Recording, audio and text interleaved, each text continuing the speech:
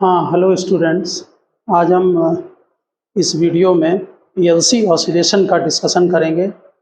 Inductor और capacitor को जब हम डीसी सोर्स में लगा देते हैं तो वहाँ पर एनर्जी जो है वो इंडक्टर और कैपेसिटर के बीच में ऑसिलेट होती रहती है। उसको हम एलसी ऑसिलेशन बोलते हैं। और ये टॉपिक हमारा कॉम्पिटिटिव एग्ज़ाम के लिए बहुत इम्पोर्टेंट टॉपिक है, थोड़ा मैथमेटिकल है। तो जिन लोगों को मैथ नहीं है जिनके पास, वो इनके रिजल्ट को ध्यान रखें कॉम्पिटिटिव एग्ज़ाम के लिए, ठीक है ना। तो हम स्टार्ट करते हैं। देखिए, इसके पहले आप ये बात समझ लें कि जो कैपेसिटर होता है उसमें एक प्लेट आपकी पॉजिटिव, दूसरी प्लेट नेगेटिव, और उसमें जो एनर्जी होती है वो इलेक्ट्रिक फील्ड के फॉर्म में स्टोर्ड होती है। एनर्जी का जो फार्मूला है वो Q²/2C, वैसे हाफ CV² भी है, यहाँ हम Q²/2C ले रहे हैं। इसके फॉर्म में होती है एनर्जी स्टोर्ड इलेक्ट्रिक फील्ड के फॉर्म में, ठीक। और जो इंडक्टर होते हैं, ये इंडक्टर हो गया, ये हमने कई बार बताया, ये कॉपर का वायर है, इसको कॉइलिंग कर दिया गया तो ये इंडक्टर बन गया। इसमें जो एनर्जी स्टोर्ड होती है वो मैग्नेटिक फील्ड के फॉर्म में। ये जो लाइनें हमने दिखाई हैं ये मैग्नेटिक फील्ड लाइंस बनाई गई हैं। इसमें एक तरफ हर कॉइल में एक तरफ नॉर्थ, एक तरफ साउथ, नॉर्थ साउथ ऐसे बनते चले जाएंगे। और इसमें जो एनर्जी है वो ½ Li² होती है, ठीक। L इंडक्टर है और I इसकी करंट है। इसमें एनर्जी मैग्नेटिक फील्ड के फॉर्म में स्टोर्ड होती है। तो एक कैपेसिटर को, और जो हमारा ये टॉपिक है एलसी ऑसिलेशन, इसमें इंडक्टर और कैपेसिटर दोनों आइडियल हैं। सर्किट में कोई रेजिस्टेंस नहीं है, ओके, इनका भी रेजिस्टेंस नहीं, कोई भी रेजिस्टेंस नहीं है, आइडियल केस है, ओके। यस, एनर्जी हमेशा रेजिस्टेंस में लॉस होती है। आपने अगर एसी को पढ़ा हो तो उसमें ध्यान दिया होगा कि प्योर इंडक्टर और प्योर कैपेसिटर कोई भी एनर्जी का कंजम्पशन नहीं करते हैं। तो पहले हम इसमें क्या करते हैं कि एक कैपेसिटर को चार्ज कर लिया, बैटरी से चार्ज कर लिया, और इसमें एनर्जी आ गई आपकी इलेक्ट्रिक फील्ड के फॉर्म में। कितनी एनर्जी होगी? Q²/2C। अब इस कैपेसिटर को एक स्विच लगाकर इंडक्टर के अक्रॉस अटैच कर दिया, ये इंडक्टर लगा दिया, और ये कैपेसिटर स्विच को ऑन किया। यहाँ से हमारा थ्योरी स्टार्ट हुई। ये T=0 है, टाइम स्टार्ट होगा यहाँ से, ओके। तो जैसे ही आप स्विच ऑन करेंगे, इंडक्टर क्या करता है? करंट अपोज करता है। करंट इसमें सेटअप होगी सर्किट में, और इंडक्टर उस करंट का अपोज करेगा। इनिशियली जस्ट जैसे स्विच को ऑन किया, हम करंट को 0 एज्यूम करेंगे, इसलिए इस डायग्राम में कोई भी करंट का डायरेक्शन न दिया जाए इसमें। आप लेकिन just after closing the switch धीरे धीरे करंट इसमें सेटअप हो जाएगी, ठीक। और करंट सेटअप होने के बाद ध्यान दें, करंट हमारे पॉजिटिव टर्मिनल से निकलकर नेगेटिव टर्मिनल पर ऐसे जाएगी, और इसका अपोजिट रियलिटी में क्या होता है? इलेक्ट्रॉन नेगेटिव टर्मिनल से आकर पॉजिटिव टर्मिनल की तरफ जाते हैं, ठीक। तो जब करंट जो है यहाँ पर धीरे धीरे क्या होगा, करंट फ्लो होके मैक्सिमम हुई, और करंट फिर जो है वो जब 0 होने की ट्राई करेगी, यानी करंट जब डिक्रीज होने लगेगी, उस समय ये जो इंडक्टर है इसमें मैग्नेटिक फील्ड के फॉर्म में जो एनर्जी स्टोर्ड होगी वो क्या करेगी? वो डिक्रीज होने की कोशिश करेगी। डिक्रीज होने की वजह से इसमें ये अपोज करेगी करंट के डिक्रीजिंग का, ठीक। तो इसमें जो मैग्नेटिक फील्ड के फॉर्म में एनर्जी स्टोर्ड है वही एनर्जी फिर बैक आ जाती है किसमें? कैपेसिटर में। फिर वो इलेक्ट्रिक फील्ड के फॉर्म में स्टोर्ड हो जाती है। तो पहले हम T=0 पर ये डायग्राम बनाया। अब हम अगला डायग्राम, जिसमें कैपेसिटर में कोई भी चार्ज नहीं है और इंडक्टर में सारी एनर्जी जो है वो स्टोर्ड हो गई, ये हमने लाइनें दिखा दी मैग्नेटिक फील्ड के फॉर्म में, ठीक। सर्किट क्लोज है। इस समय जो सर्किट होगा उसमें करंट जो फ्लो होगी वो मैक्सिमम होगी, ठीक। यहाँ पर करंट आपको शो की जाएगी। करंट जो है वो सर्किट में और ये जो आपका कैपेसिटर है ये पूरी तरह से डिस्चार्ज हो चुका है। जो एनर्जी थी कैपेसिटर के अंदर वो इंडक्टर में स्टोर्ड हो गई है मैग्नेटिक फील्ड के फॉर्म में। अब यहाँ पर एनर्जी आ गई हाफ Li², और ये टाइम लेते हैं t = T/4। ये 1/4 साइकिल यहाँ पर कंप्लीट होती है। अब यहाँ पर थोड़ा आप समझने की कोशिश करना।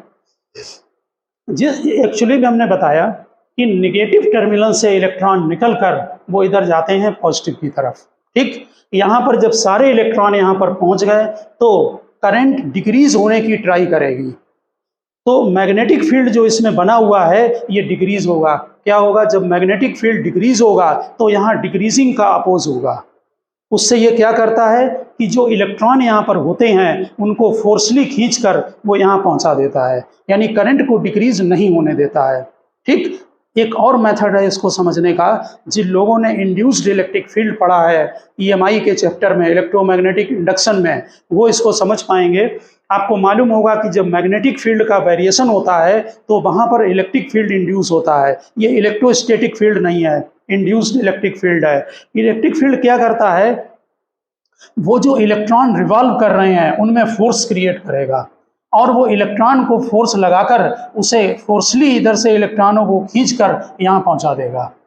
टर्मिनल हमारा जो नेगेटिव टर्मिनल था वो पॉजिटिव बन जाएगा, और जो पॉजिटिव टर्मिनल था वो नेगेटिव बन जाएगा, ठीक। आप ऐसे समझ सकते हैं कि पहले T0 पर पॉजिटिव से करंट इधर फ्लो हो रही थी, ठीक। जब चार्ज ये टोटली डिस्चार्ज हो गया कैपेसिटर का तो इंडक्टर में एनर्जी हो गई हाफ Li², जो कि मैग्नेटिक फील्ड के फॉर्म में होगी। इस समय करंट सीज होने की ट्राई करेगी, तो ये क्या करेगा? फ्लक्स डिक्रीज होगा, और ये फ्लक्स के डिक्रीजिंग का अपोज करेगा, तो करंट को सीज नहीं होने देगा, ठीक। इसके बाद आपका T = T/2 पर, यानी हाफ साइकिल में आपके कैपेसिटर के पास वापस एनर्जी आ जाएगी। ये टर्मिनल नेगेटिव हो जाएगा और ये टर्मिनल पॉजिटिव हो जाएगा। इंडक्टर से एनर्जी खत्म हो गई, अब ये एनर्जी यहाँ पर आ गई, ठीक। ये हमने सर्किट बना लिया। आप समझ लें जैसे ये प्लेट A है, ये B है, ये A और B है। अब A प्लेट नेगेटिव हो गई और B प्लेट पॉजिटिव हो गई, ठीक। इसके बाद आप समझ गए होंगे कि करंट यहाँ पर मैग्नेटिक इलेक्ट्रिक फील्ड के फॉर्म में फिर एनर्जी आ गई, कितनी? Q²/2C। और इसके बाद करंट जो है स्टार्ट होगी किधर? पॉजिटिव टू नेगेटिव, यानी करंट का डायरेक्शन रिवर्स हो गया, ठीक। तो T = 3T/4 पर यहाँ बना ले रहे हैं हम। इसको बहुत ठीक से समझना। अभी हम इसका मैथमेटिकल भी करवाएंगे, उससे भी समझ में आ जाएगा आपके कि क्या है ये सारा फिनोमिना। इसके बाद T = 3T/4 पर फिर ये जो आपका कैपेसिटर है ये वाला, ये डिस्चार्ज हो जाएगा। B प्लेट और A प्लेट, इसमें फिर मैग्नेटिक फील्ड के फॉर्म में एनर्जी आ जाएगी। यहाँ करंट किधर फ्लो हो रही थी? इस डायरेक्शन में, पॉजिटिव टू नेगेटिव। और फिर यहाँ पर एनर्जी देखिए मैग्नेटिक फील्ड के फॉर्म में आ गई। कितनी एनर्जी होगी यहाँ पर मैग्नेटिक फील्ड के फॉर्म में? Half Li²।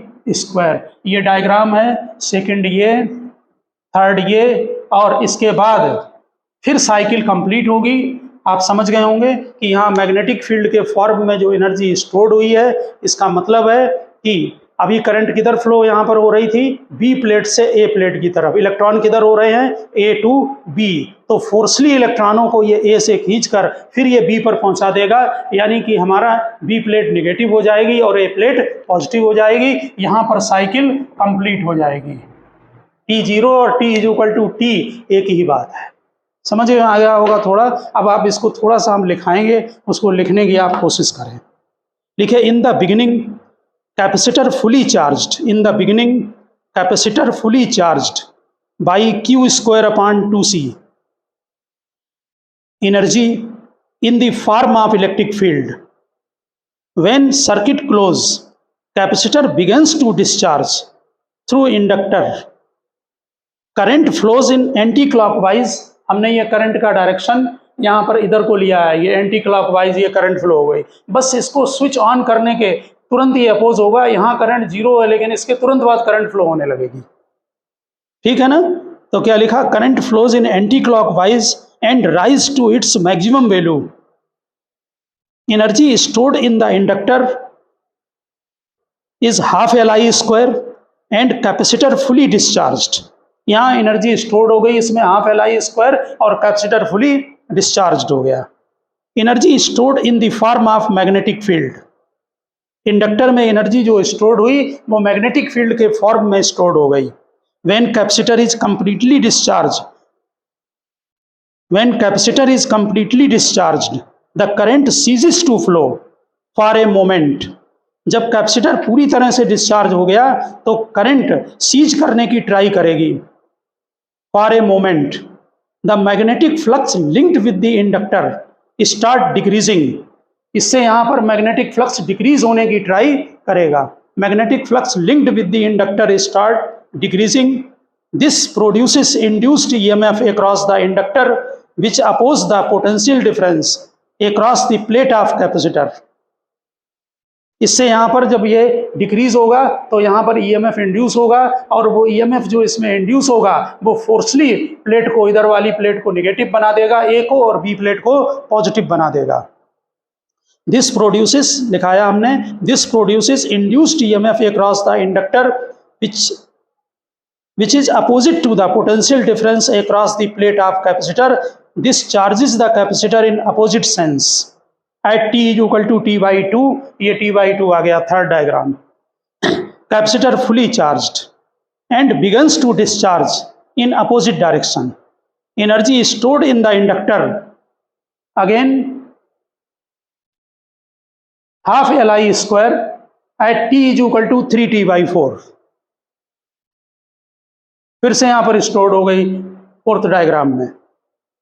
Last next para में लिख देना, at t is equal to t situation comes back, small t is equal to capital T, situation comes back, process repeats itself at a definite frequency, ये process बार बार repeat होगा।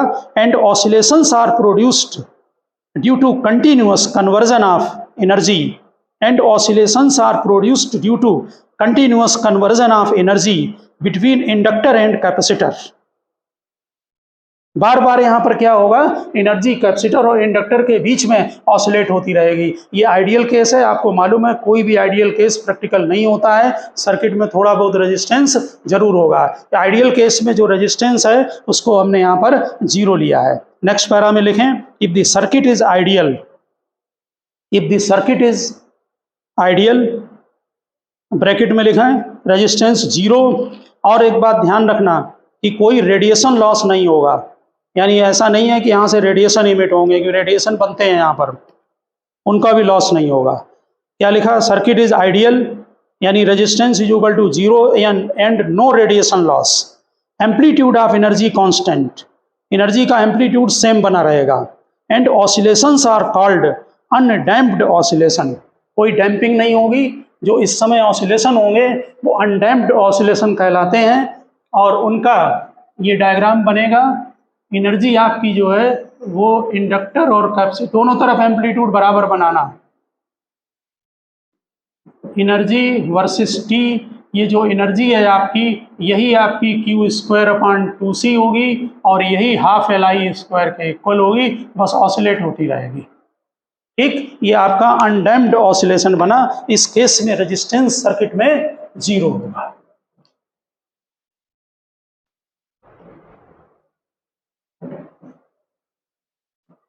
बना लें आप अनडैम्प्ड ऑसिलेशन लिखकर और ऊपर डायग्राम को कंप्लीट कर लें।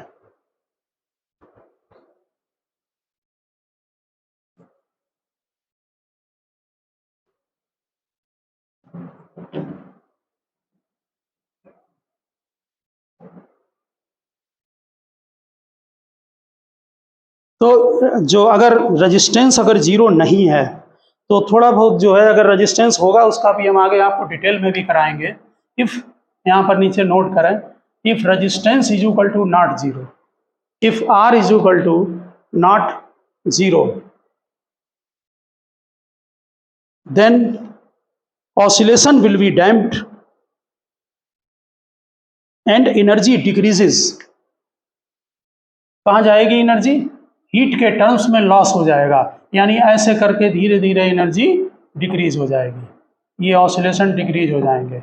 ये बिल्कुल मैकेनिकल सिस्टम की तरह है, जिन्होंने डैम्पिंग पढ़ा हो, ठीक, ऐसे धीरे धीरे एनर्जी जो है वो आपकी वो डिक्रीज हो जाएगी। ये एनर्जी वर्सेस टी आपका डायग्राम है।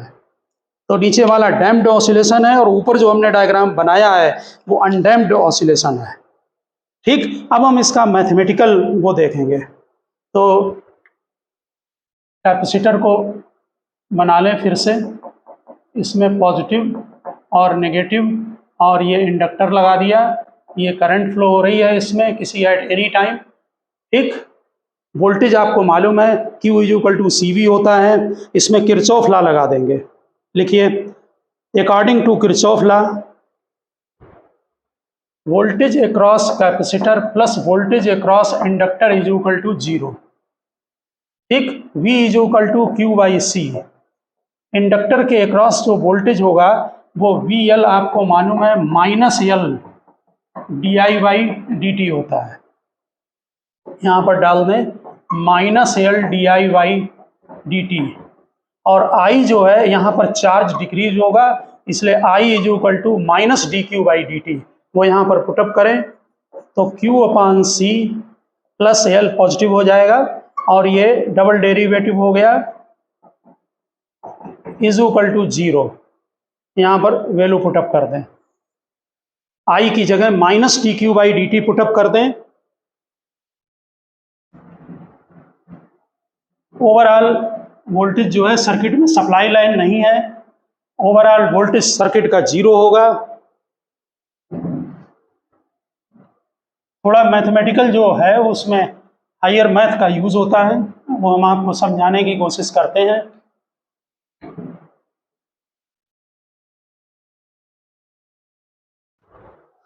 ठीक, इसको आप जरा सेकंड ऑर्डर की, जिनके पास मैथ नहीं है वो लोग इसके रिजल्ट को केवल लर्न रखें कि फ्रिक्वेंसी का एक्सप्रेशन क्या होता है, और ज़्यादा ज़रूरत उनको नहीं है।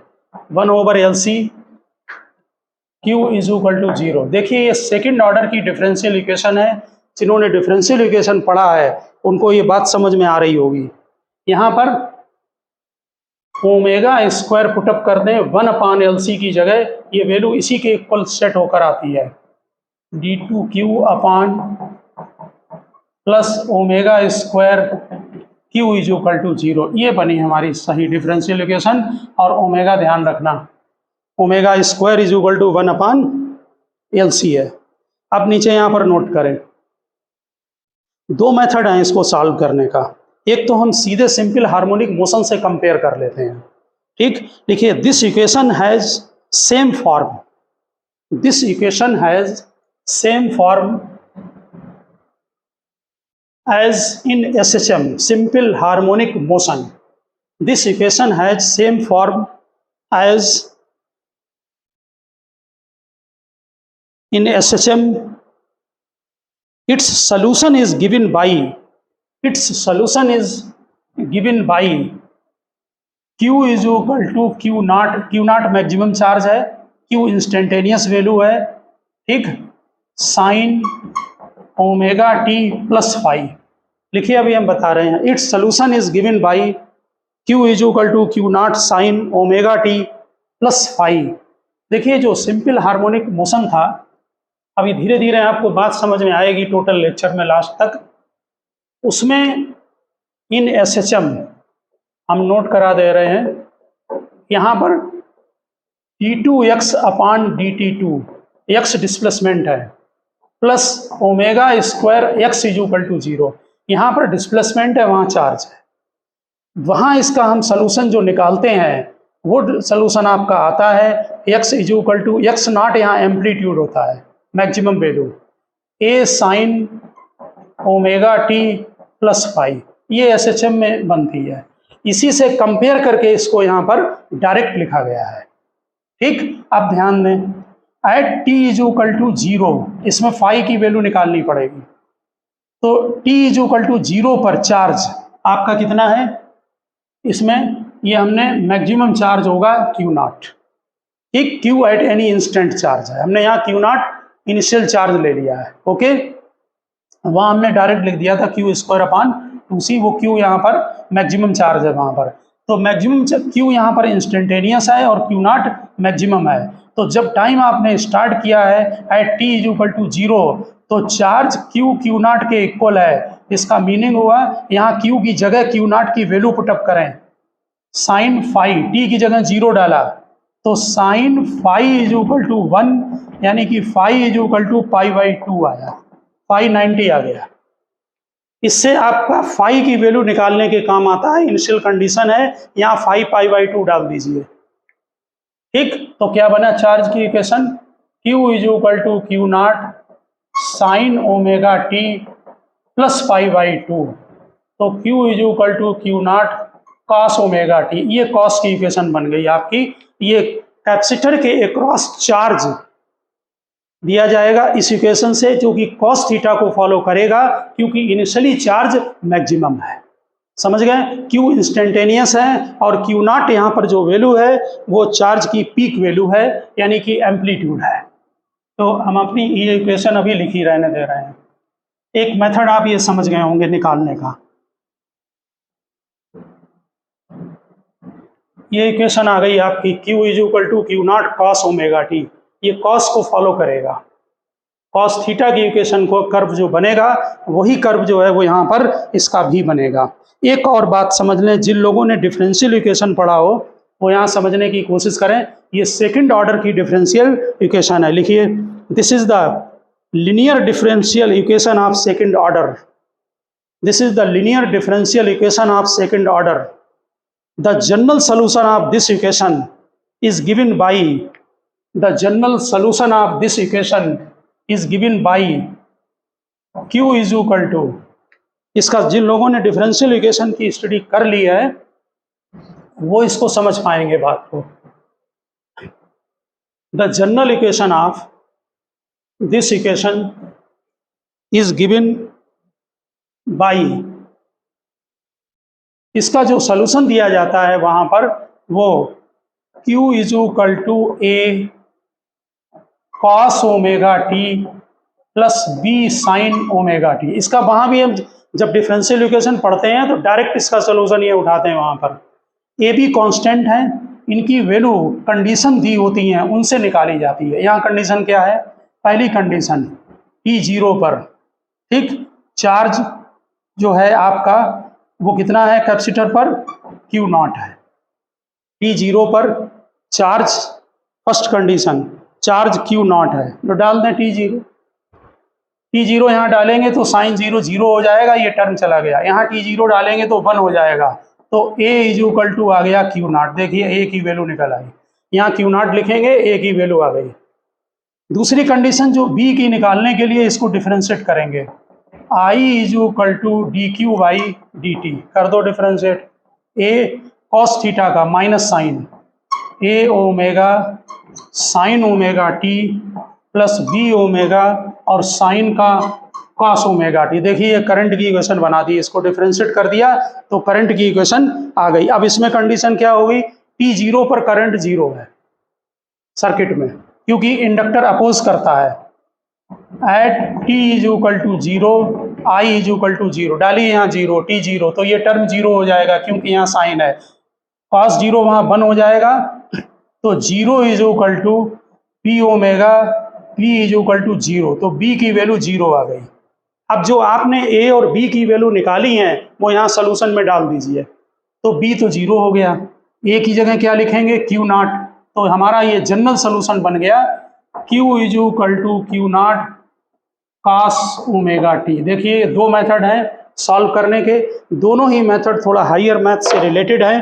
कुल मिला के आप किसी से भी या डायरेक्ट रिजल्ट लर्न रखें, ठीक। हमारा यहाँ पर्पज मैथमेटिकली समझाना था कि कैसे चार्ज की इक्वेशन आ गई। तो एक तो हम सिंपल हार्मोनिक मोशन से कंपेयर करते हैं और दूसरा सेकंड ऑर्डर की डिफरेंशियल इक्वेशन जैसे सॉल्व की जाती है उस तरह से निकालते हैं। कुल मिलाकर हमारा कैपेसिटर के क्रॉस चार्ज आ गया Q is equal to Q not cos omega t. और यहाँ पर ये भी समझ लें बात को कि जो चार्ज की वैल्यू है T मैक्सिमम है स्टार्टिंग में, क्योंकि जब T 0 डालेंगे तो कैपेसिटर पर जो चार्ज आएगा वो मैक्सिमम चार्ज आएगा। ठीक, अब हम आगे इसको बढ़ाते हैं। आप कैपेसिटर पर चार्ज को समझ गए कितना आएगा। करंट भी निकाल सकते हैं सर्किट में। अब एक एक पॉइंट को आप चेक करें। करंट I क्या होता है, dQ/dt। क्यू नॉट डिफ्रेंशिएट कर दो, ओमेगा बाहर माइनस साइन आएगा। ठीक, और कॉस थीटा का differentiation minus sine theta, sine omega t. Okay, तो ये जो वैल्यू आई आपकी माइनस क्यू नॉट ओमेगा, ये करंट की पीक वैल्यू है। आपने एसी में पढ़ा होगा, ये I equal to minus I nought sine omega t. देखिए ये सर्किट में करंट आ गई। आप इससे देख सकते हैं, टी को 0 रखें तो करंट 0 होगी, स्टार्टिंग में होगी ना।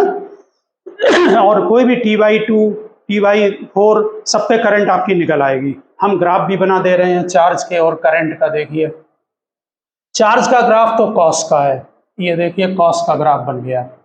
ये ग्राफ हमारा चार्ज का है। ठीक, Q वर्सेस T, यहाँ पर ये कंप्लीट टाइम पीरियड T हो गया, यहाँ पर T/4 है, यहाँ T/2 है, या ओमेगा टी भी ले सकते हैं एंगल से। अब साइन का देख लें, साइन माइनस साइन का। ठीक, तो माइनस साइन का मतलब कि ये नीचे से यहाँ स्टार्ट होगा ये, और करंट का जो ग्राफ है वो ये बनेगा जाके, ये बन गया। ये नीचे जो डॉटेड हमने बनाया है ये माइनस साइन का है। आपको मालूम भी है मैथ में माइनस साइन थीटा का ये ग्राफ है। ये लो हम इसको डार्क कर दे रहे हैं, ये लो, ये बन गया करंट का। ये रेड कलर से करंट का है और ये चार्ज है। चार्ज का जो है कॉस थीटा का ग्राफ है और इसका ग्राफ काय का है, माइनस साइन थीटा का ग्राफ है। ठीक, सर्किट में क्लियर है बिल्कुल। जब चार्ज 0 है तब सर्किट में करंट मैक्सिमम है, जब चार्ज 0 है तब सर्किट में करंट मैक्सिमम है।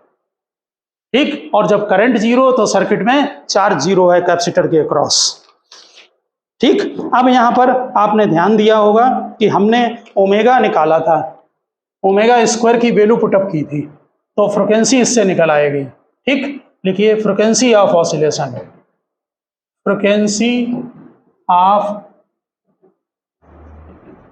ऑसिलेशन। ओमेगा स्क्वायर को आपने 1/LC रखा है, ओमेगा हो गया 1/√LC। ओमेगा होता है 2π/T ले लें, या फ्रीक्वेंसी ले रहे हैं तो 2πf ले लें, 1/√LC। तो फ्रीक्वेंसी का फार्मूला बन गया F इक्वल टू 1/2π√LC। जो लोग केबल बोर्ड का देख रहे हों वो केवल इसकी बेसिक थ्योरी, चार्ज की इक्वेशन और फ्रीक्वेंसी का फार्मूला लर्न कर लें, बस उनके लिए सफिशिएंट हो जाएगा।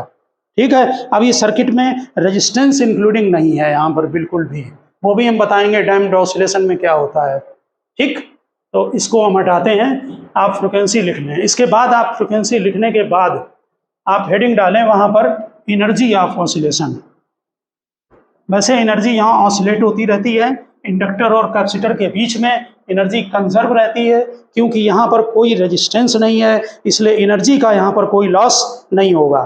तो वहाँ पर लिख देना conversion of energy, conversion of energy in LC oscillation, conversion of energy in LC oscillation, conversion of energy in LC oscillation.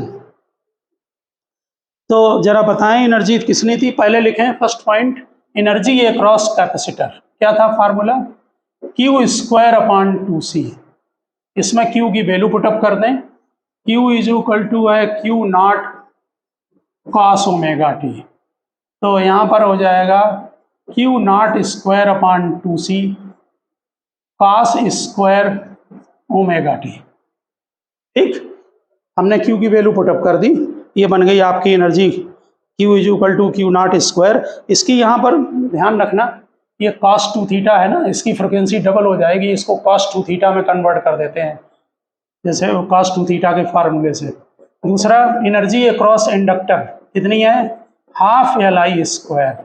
यहाँ पर I की वैल्यू पुटअप करेंगे, I अभी निकाल चुके हैं, अब I dQ/dt, यानी उसको डिफ्रेंशिएट कर दें तो आपका निकल आएगा। क्या था वो, Q0 omega sine omega T. तो Q0 square omega square sine square omega t. ठीक, आप यहाँ पर एक पॉइंट और चेक कर सकते हैं कि यहाँ पर आप ओमेगा स्क्वायर की वैल्यू डाल दें 1/LC, देखें कितनी आती एनर्जी है, half L Q0 square omega square 1/LC sine square omega t, ये कैंसिल हो गया, और Q0 स्क्वायर 2C ये साइन स्क्वायर ओमेगा टी, ये आ गई एनर्जी अक्रॉस इंडक्टर, ये आ गई आपकी एनर्जी अक्रॉस कैपेसिटर। यहाँ चलो हम एक ही पर ग्राफ आपको सिखाते हैं। ये है energy across capacitor. Cos square theta का ग्राफ सीखें। जो कॉस थीटा का ग्राफ होता है वो यहाँ बना रहे हैं हम अलग से। कॉस थीटा का ग्राफ आपको मालूम ऐसे बनता है, ये कंप्लीट साइकिल, ये आपका y = कॉस थीटा है, ठीक, ये बनता है आपको मालूम है। इसका जब स्क्वायर होगा तो ये वेल टाइप बनता है। मॉड कॉस एक्स का ग्राफ अलग है और कॉस स्क्वायर थीटा का ग्राफ अलग है। Same theory simple harmonic motion में भी काम आती है। तो जो कॉस थीटा का ग्राफ बनेगा वो इस टाइप से बनेगा, कॉस स्क्वायर थीटा का, ये ध्यान रखना, वेल टाइप बनता है।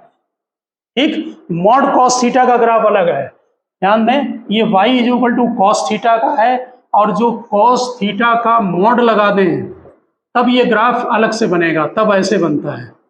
ये दोनों ग्राफ अलग है, ध्यान रखना, यहाँ भी वैल्यू y की पॉजिटिव होगी और वहाँ भी पॉजिटिव होगी, लेकिन वो अलग बनेगा, ये अलग बनेगा। मैथमेटिकल पॉइंट है, आप ध्यान रखें यहाँ फिलहाल। ठीक इसी तरह से अगर आप साइन स्क्वायर थीटा का ग्राफ बनाएंगे, ये एनर्जी हो गई कैपेसिटर के across with respect to omega t. ठीक, आपकी साइकिल यहाँ पर जो कंप्लीट हो रही थी, यहाँ से समझ लें, यहाँ से ग्राफ जब स्टार्ट हुआ तो ये इस पॉइंट पर जाकर ये आपका कैपिटल टी हुआ, लेकिन इसकी साइकिल एक में ही कंप्लीट हो जाएगी। ठीक है, यहाँ से स्टार्ट हुआ 0, फिर मैक्सिमम ये यहाँ पर आ गए, देखिए ये वाला पलट दिया गया, फिर 0, फिर यहाँ मैक्सिमम, सॉरी यहाँ पर आके ये हुआ कंप्लीट, और इसकी यहाँ पर 2 साइकिल हो जाएंगी, क्योंकि ये पॉजिटिव है, इसकी वैल्यू नेगेटिव नहीं है, इसलिए यहाँ इसकी फ्रिक्वेंसी डबल होती है एनर्जी की। साइन स्क्वायर का ग्राफ देखें, ये ऐसे करके बनेगा, वही साइन थीटा की ग्राफ। ठीक, साइन थीटा का जो ग्राफ बनता है वो आपको मालूम ये बनता है, ये y = sine theta, mod sine theta का ग्राफ ऐसे होगा ये। ठीक, लेकिन साइन स्क्वायर थीटा का ग्राफ ये बनेगा। ये एनर्जी आपस में इंटरचेंज होती रहेंगी, लेकिन टोटल एनर्जी कंजर्व रहेगी। आप टोटल एनर्जी निकाल सकते हैं, टोटल एनर्जी, दोनों एनर्जी को प्लस कर दें, UC + UL। देखिए यहाँ कॉस स्क्वायर थीटा, यहाँ साइन स्क्वायर थीटा, ये 1 हो जाएगा, तो यहाँ पर टोटल एनर्जी कितनी आ गई, Q²/2C, यानी एट एनी इंस्टेंट एनर्जी का अगर हम सम करते हैं तो टोटल एनर्जी यहाँ पर जो होगी वो Q²/2C होगी। जो हम आपको थ्योरी ये करा रहे हैं, ये थ्योरी बिल्कुल same theory simple harmonic motion में ऑसिलेटर की थ्योरी भी होती है। SSM में भी जो है वहां पर भी साइन स्क्वायर थीटा, उसका लेक्चर आप जरूर देखना।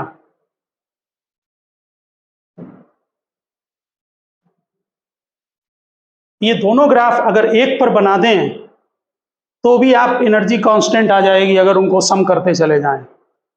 देखिए हम आपको बनाकर दिखाते हैं जरा, दोनों ग्राफ जो हैं इंडक्टर के क्रॉस एनर्जी और कैपेसिटर के क्रॉस एनर्जी।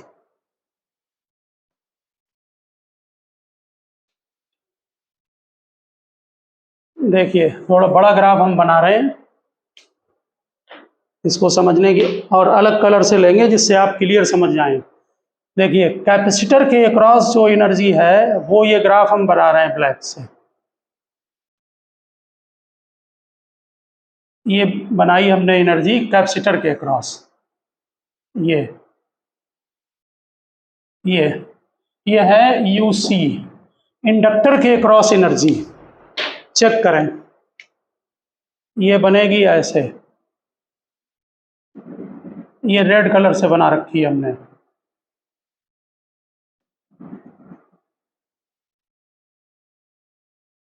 ये देखिए, अब यहाँ पर चेक कर लो, जब ये एनर्जी है इंडक्टर के क्रॉस, जब इसमें मैक्सिमम है तो इसमें जीरो है, और दोनों का सम कांस्टेंट रहेगा। दोनों के सम का ये बना रहे हैं, देखिए ये लाइन, इसको मिलाते जाइए ऐसे, ये इनको टच करेगी लाइन यहाँ पर, ये रेड वाली और ये सब। ये जो एनर्जी है टोटल है यूएल प्लस यूसी, और किसके इक्वल होगी, Q not square upon 2c। इसका मतलब है कि एनर्जी इंडक्टर और कैपेसिटर में कन्वर्जन होता रहेगा, लेकिन एनर्जी कंजर्व रहेगी। क्यों? क्योंकि यहाँ कोई भी रेजिस्टेंस नहीं है। अब हम आगे प्रोसीड करते हैं। आप एनर्जी का मैटर समझ गए। वोल्टेज अक्रॉस इंडक्टर निकाल सकते हैं। क्या होता है, L D I by D T, आपने डिफरेंशिएट किए था, उसी से आप कंपेयर करके उसको निकाल सकते हैं। अब यहाँ पर दूसरे पॉइंट पर आते हैं। देखिए, हम लोगों ने जो मैकेनिक्स है, मैकेनिक्स के अंदर एक टॉपिक पढ़ा हुआ है सिंपल हार्मोनिक मोशन में, कि अगर किसी स्प्रिंग से किसी ब्लॉक को हम लगा दें और उसको अगर ऑसिलेट करके छोड़ दें, तो वहाँ पर एनर्जी जो है, ये हमने स्प्रिंग लगाया और ये ब्लॉक लगा दिया, यहाँ पर x जीरो है, ध्यान देना जरा, और इसको एक कॉर्नर पर लाकर यहाँ पर लाइए, इसे खींचकर और यहाँ पर छोड़ दीजिए, और ये ऐसे करके ऑसिलेट, यहाँ पर एक्सटेंडेड हुई, यहाँ कंप्रेस हो गई, ये भी x और ये भी x, कंप्रेस कर दिया। ठीक, बीच में यहाँ पर जो एनर्जी होती है वो ब्लॉक में होगी, स्प्रिंग नेचुरल लेंथ पर होगा, ये नेचुरल लेंथ है, नेचुरल लेंथ। यहाँ पर जो एनर्जी है वो ब्लॉक में होती है। ब्लॉक का अगर मास m है तो इसमें एनर्जी हाफ mv स्क्वायर होगी, काइनेटिक एनर्जी। और जब स्प्रिंग को कंप्रेस कर देंगे और एक्सटेंडेड कर देंगे, तब यहाँ पर इसकी वेलोसिटी जीरो हो जाएगी, एनर्जी स्प्रिंग में होगी, कितनी होगी, हाफ के एक्स स्क्वायर। के स्प्रिंग कांस्टेंट है और x उसका डिस्प्लेसमेंट है। आपको कुछ ध्यान होगा जिसको हम वहाँ यूज करते थे। तो एनर्जी ए क्रॉस जो आपने काइनेटिक एनर्जी ब्लॉक की निकाली है, ध्यान दें, काइनेटिक एनर्जी ऑफ ब्लॉक कितनी है, हाफ mv स्क्वायर। ये जब है जब डिस्प्लेसमेंट जीरो है। इसको कंपेयर किया जाता है एनर्जी ऑफ इंडक्टर, यानी यूएल लिख दिया हमने, किससे, हाफ LI स्क्वायर से। ठीक, और जो स्प्रिंग की एनर्जी है, energy of spring, energy of spring में कितनी है, हाफ के एक्स स्क्वायर। इसको कंपेयर करते हैं energy across capacitor Q square upon 2c से। अब आप इनसे कंपेयर करके देख लें, एक सिस्टम हमारा मैकेनिकल का, मैकेनिकल, और दूसरा सिस्टम इलेक्ट्रिकल का, दोनों पर ध्यान दें, यहीं से कंपेयर कराते हैं आपको। ब्लॉक की एनर्जी, यहाँ पर भी यही होता है कि एनर्जी कन्वर्जन होता रहता है, इसमें काइनेटिक एनर्जी और काइनेटिक एनर्जी ऑफ ब्लॉक और पोटेंशियल एनर्जी ऑफ ब्लॉक कितनी, इसकी स्प्रिंग की कितनी, हाफ के एक्स स्क्वायर, आपस में कन्वर्ट होती रहती है। अगर इसमें कोई फ्रिक्शन नहीं है, रेजिस्टेंस का मीनिंग फ्रिक्शन, फ्रिक्शन नहीं है, तो एनर्जी यहाँ कंजर्व रहेगी और आपस में कन्वर्ट होती रहेगी। समझ गए ना बात को? बिल्कुल उसी तरह इंडक्टर और कैपेसिटर की तरह है। तो जरा ध्यान से देखना, मास किससे कंपेयर किया जाएगा, इंडक्टर से। तो मैकेनिकल सिस्टम में मास और इसमें इंडक्टर एल। ठीक, हमने सिंबल लिखा है केवल। यहाँ पर वेलोसिटी हम पहले फार्मूले से लिख रहे हैं, यहाँ कितना, करंट।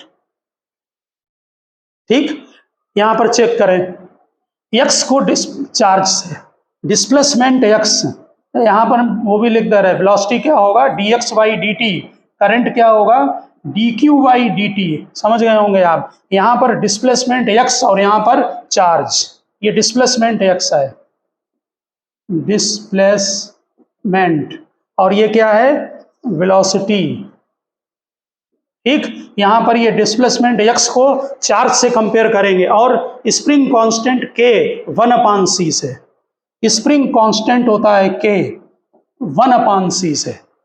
तो कुछ कुछ समझ में आया होगा कि ये इलेक्ट्रिकल सिस्टम और मैकेनिकल सिस्टम आपस में कंपेयर होके टर्म कंपेयर किए जाते हैं। वेलोसिटी dx बाई dt है, एनर्जी का सम यहाँ कितना होगा, half k x square plus half m B square, वहाँ कितना था, half L I square plus electrical में half L I square plus Q square upon 2c।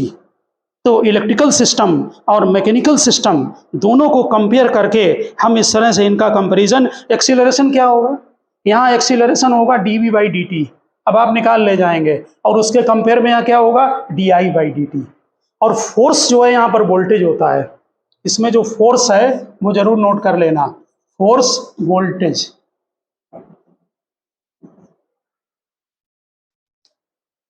तो मास हो गया इंडक्टर K1/C, x हो गया वेलोसिटी हो गया, ठीक। एनर्जी आप समझ गए, हम दोनों को कंपेयर करके निकाल सकते हैं, और जो फोर्स है आपका वो किसके इक्वल होगा, वोल्टेज के, ठीक। इससे इलेक्ट्रिकल और मैकेनिकल सिस्टम आप दोनों का कंपैरिजन कर सकते हैं। ओके, यहाँ पर एक पॉइंट हम आपको और थोड़ा डिस्कस करना चाहेंगे, वो आप और नोट करें। देखिए, जो हमने एलसी ऑसिलेशन का पूरा केस पढ़ा है वो आइडियल केस है। इसमें हम कैपेसिटर को आपने जो चार्ज किया उसमें, और इलेक्ट्रिकल कैपेसिटर में जो चार्ज किया उसमें एनर्जी आई कैपेसिटर में इलेक्ट्रिक फील्ड के फॉर्म में, और वो इंडक्टर और कैपेसिटर में एनर्जी ऑसिलेट होती रही, लेकिन यहाँ पर कोई लॉस नहीं हुआ। लॉस क्यों नहीं हुआ, क्योंकि यहाँ पर कोई रेजिस्टेंस नहीं था, ठीक। हम जो टॉपिक आपको बता रहे हैं कॉम्पिटिटिव वाले, इसके रिजल्ट को जरूर लर्न रखना। तो अगर आप हेडिंग डालें डैम्प्ड ऑसिलेशन, डैम्प्ड ऑसिलेशन, बहुत शॉर्ट में इसको समझाने की हम कोशिश करेंगे। अगर डैम्प्ड ऑसिलेशन होगा तो कैपेसिटर भी होगा, इंडक्टर भी होगा, और साथ में रेजिस्टेंस भी होगा, तीनों होंगे सर्किट में। इंडक्टर, कैपेसिटर, कैपेसिटर भी है, इंडक्टर भी है, और रेजिस्टेंस। कैपेसिटर को चार्ज कर लिया और अब की बार रेजिस्टेंस में लॉस होगा, ठीक। ये हमने बना लिया इंडक्टर, ये समझ गए होंगे, ठीक। करंट ऐसे पॉजिटिव से नेगेटिव को फ्लो होगी। इसमें जो हम आप डिफरेंशियल इक्वेशन जैसे वहां पर बनाई थी, यहाँ ड्रॉप और एक आ जाएगा। तो वोल्टेज कितना है, डिफरेंशियल इक्वेशन बनाते हैं, डिफरेंशियल इक्वेशन, वोल्टेज कैपेसिटर में Q/C minus L di/dt minus IR is equal to 0, I की जगह डालिए माइनस dQ/dt, क्योंकि चार्ज डिक्रीज होगा विद रिस्पेक्ट टू टाइम। तो Q/C plus L d2Q double derivative हो गया, प्लस R dQ/dt। नेचुरल है, इस टाइप की मैथ में भी जिन लोगों के पास है उन्होंने भी अभी डिफरेंशियल इक्वेशन नहीं पढ़ी होगी, इसका हम रिजल्ट डायरेक्ट लेंगे। Q/LC plus R/L dQ/dt। अब ये रेजिस्टेंस लगा दिया तब ये बनी इक्वेशन, चेक कर लें। हमने आई की जगह वैल्यू पुटअप कर दी और रेजिस्टेंस को यहाँ पर पुटअप कर दिया, वोल्टेज अक्रॉस रेजिस्टेंस। अब डायरेक्ट लिखें, solution of this equation is given by, solution of this equation is given by, यहाँ लिख रहे हैं ऊपर, Q is equal to Q0 e to the power minus RT/2L, R resistance, T time, L inductance, sine omega dash t, sorry cos omega dash t plus 5, cos omega dash t plus 5, ये आपकी equation आएगी। और इसमें जो हमने main आपको कराना है वो ओमेगा डेस की वैल्यू करानी है। ओमेगा डेस जो है आपका, वो यहाँ पर जो आता है वो आप लर्न रखना, वो बहुत काम की चीज़ है। Root omega square minus R/2L का होल स्क्वायर, ये चीज़ आपको लर्न रखनी है। अब जो फ्रिक्वेंसी होगी वो ये आती है, जहाँ ओमेगा स्क्वायर किसके इक्वल है, 1/LC। बस ये रिजल्ट लर्न रखना, इसकी भी इतनी ज़रूरत नहीं है, इसको जरूर लर्न रखना, ठीक। ओमेगा स्क्वायर यहाँ 1/LC होगा, और एक पॉइंट केवल ओमेगा डेस लेस देन ओमेगा। अब जो फ्रिक्वेंसी होगी वो ओमेगा से कम होगी, क्योंकि यहाँ पर एक माइनस का टर्म है। समझ गए ना? यानी कि जब सर्किट में रेजिस्टेंस होगा तो ये डैम्प्ड ऑसिलेशन होगा, धीरे धीरे एनर्जी यहाँ पर लॉस होगी। आप लोग जिनके पास मैथ है वो समझने की कोशिश करना, ये एनर्जी लॉस हो रही है, ये जो इसका एम्पलीट्यूड है वो एक्सपोनेंशियली कम होता है, इसीलिए वहाँ ई आया है, एक्सपोनेंशियली ये डिक्रीज होता चला जाता है। समझ गए ना? ये डैम्प्ड ऑसिलेशन का भी हमने बताया था आपको। तो देखिए, इसीलिए जब जो हमारे सर्किट इंडस्ट्री में और घरों में होते हैं वो सब LCR सर्किट होते हैं, ओके, और वहाँ पर लॉस जरूर होगा। इसके लिए सप्लाई लाइन चाहिए, इसीलिए हम AC जनरेटर को से जो वोल्टेज प्रोड्यूस होता है वो इसमें कनेक्ट करते हैं, जिससे जो रेजिस्टेंस में लॉस हो वो सप्लाई लाइन उसको बनाए रखे। आप समझ गए होंगे बात को। तो ये थोड़ा सा वैसी चीज़ है, लेकिन हमारा सजेशन है आप इसके रिजल्ट को कि जब हम रेजिस्टेंस होगा सर्किट में तो फ्रिक्वेंसी कम होगी, पहली बात। ठीक, फार्मूला क्या होगा, और ध्यान रखना ये सेम फार्मूला जब आप सिंपल हार्मोनिक मोशन मेरा लेक्चर पढ़ेंगे, वहाँ हमने डैम्प्ड ऑसिलेशन का जब डिस्कशन किया है वहाँ पर भी हमने इसको डिस्कस किया है। ठीक, क्योंकि दोनों सिमिलर सिचुएशन है, इलेक्ट्रिकल की और मैकेनिकल सिस्टम की, वहाँ हमने कंपेयर करके दिखा दिया है। तो आप समझ गए होंगे स्टूडेंट्स डिटेल में LC ऑसिलेशन में कि हम अगर रेजिस्टेंस 0 है तब क्या होगा, और अगर रेजिस्टेंस है तो सर्किट में क्या होगा। तो ओके स्टूडेंट्स, हमने आपको LC ऑसिलेशन आज आपको डिटेल में कराया है। ठीक है, जिन लोगों को कॉम्पिटिटिव नहीं देना है या कंडीशन वाले भी डेरिवेशन की जरूरत नहीं है, जो हमने सेकंड ऑर्डर डिफरेंशियल इक्वेशन और SHM से कंपेयर करके बनाया, आप रिजल्ट को लर्न रखें, थ्योरी लर्न रखें इसकी। ओके, मिलते हैं नेक्स्ट लेक्चर में। ओके।